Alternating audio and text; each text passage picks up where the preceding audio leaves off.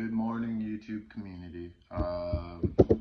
Today I'm going to do Reagan Youth album review, their newest album. I knew Paul very well. In the end, we corresponded for years, meaning like old school style. He would send me merch and stuff, and I would send him stuff back. He sent me a crap ton of like pics he collected over the years. This is my favorite. Like, I'll be sad. Like, I try not to play with it. Just a perfect gauge because, you know, we all lose guitar picks. But anyway, on to the album. So, yes, it's a CD. It's not vinyl. Reason being, I got a CD because I could listen to it at work. Duh. Like, I can't, until they can, like, put a vinyl player in a car and it won't melt. Whatever. But anyway, I got a CD. So I'm gonna go over the songs like really quick. A lot of people were like, I've heard a lot of hate, read a lot of stuff on Reddit, like, oh, this isn't the original singer and all that.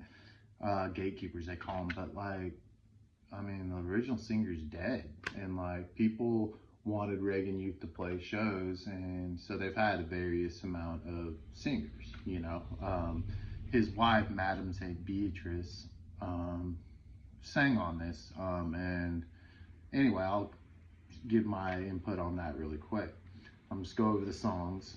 So Hapless Misfits, first song, just for first of all, the bass on all these are just, it's incredibly thumping. I think Paul played a lot of them. It's not like, you know, none of the Reagan Youth albums are the same. They're all different. And then you hear they're live and rare. It's completely different from the collection of pop classics.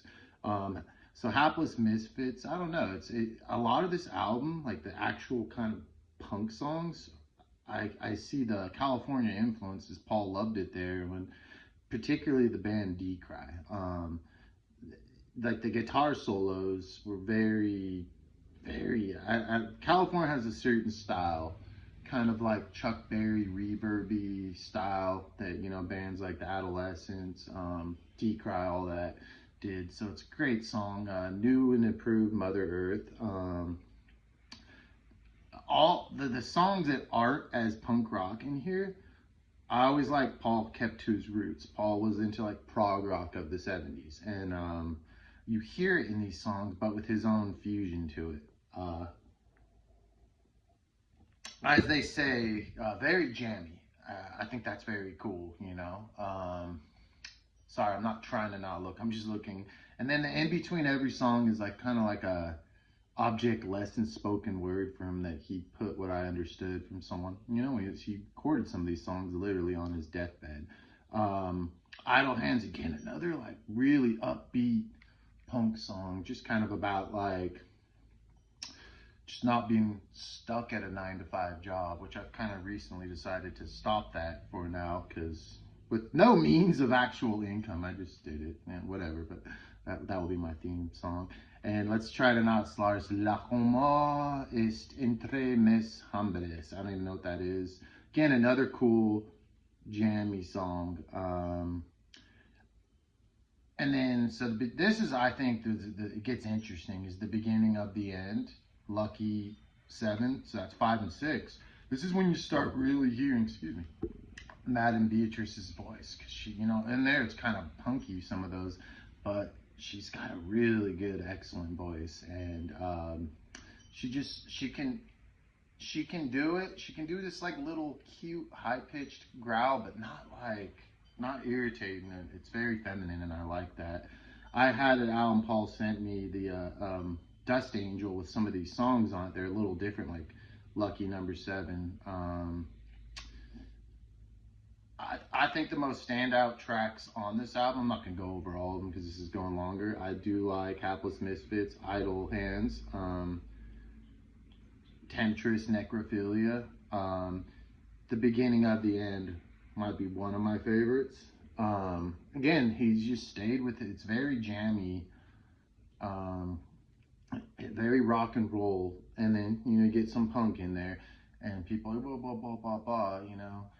All their albums, like they've always, besides their first non-official albums, just they've been jammy. They infused metal, all that good stuff, and I think it's excellent. It's on Cleopatra Records, which is an excellent label. They put out some stuff, but my favorite actual song is in the Thirsty Hour. This song I saw him play live at a show like 15, 16 years ago. It's about addiction, about the singer.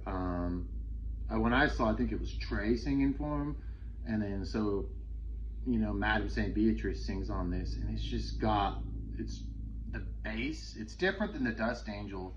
The bass seems to be more pronounced in this, but the breakdown with like the operatic, it's absolutely beautiful.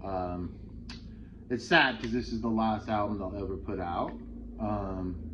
Reagan Youth's never really been consistent, but this is kind of like House of God, which is it's a bunch of different projects that they had. Military helicopter. Yeah, ADHD. Squirrel.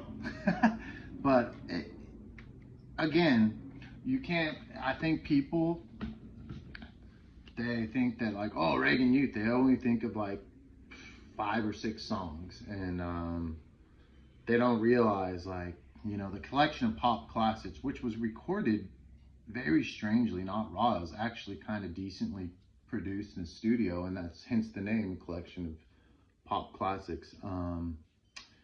A lot of really good metal. I like the long jammy solos. I know Paul said he tried to he was kind of regrets doing that, but it's a part of his fabric. He was a very good player, good friend, and it's sad that this is the end of an era. I don't think, I think in a weird sense with singers, it's like certain singers could never be replaced. I don't know if that's true, but I think with guitar playing, you can't replace Paul. There's just certain guitar players you cannot. You can be someone that could mimic it and play it, but it loses it.